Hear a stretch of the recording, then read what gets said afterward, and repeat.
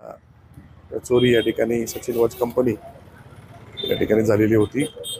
त्या संदर्भातल्या सूचना तशा मी कालच फोनवरनं अमितजींशी बोलून SP साहेबांशी चर्चा केलेली होती।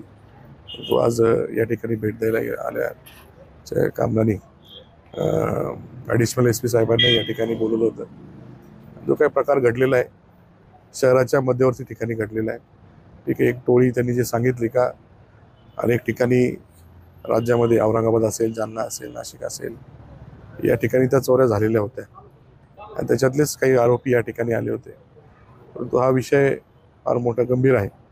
फार मोठ्या प्रमाणामध्ये म्हणजे काही चोरी झालेली ते रक्कम फार मोठी आहे आणि निश्चितपणाने एक मोठा फटका त्यांना आहे आणि म्हणून याच्यामधून जे काही त्यांना CCTV फुटेज असतील किंवा बाकीच्या यंत्रणा त्यांना याच्यामध्ये वापरायच्या आहे ते वापरून लवकरात लवकर यांना न्याय मिळाला पाहिजे।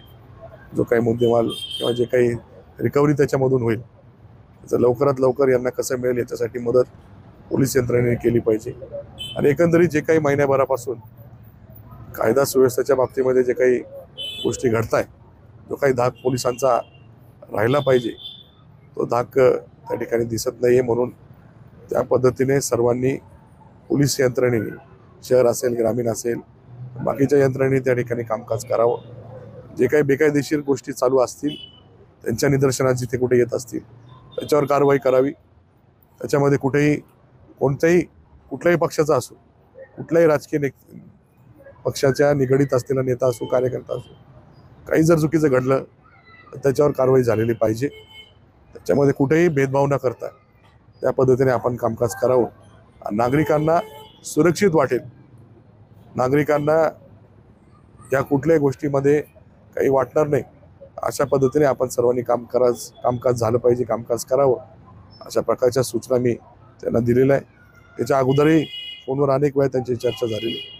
यावेळेस समक्ष काही व्यापारी महासंघाचे अध्यक्ष काकाजी कोयटे यांनी त्यांच्या महासंघाच्या माध्यमातून निवेदन दिलेलं आहे आणि बाकीचे सर्व व्यापारी या ठिकाणी आहेत। सर्वांच्या जे काही सूचना आहेत त्या पद्धतीने त्याच्यामध्ये लवकरात लवकर कारवाई झाली पाहिजे असं सांगितलेलं आहे।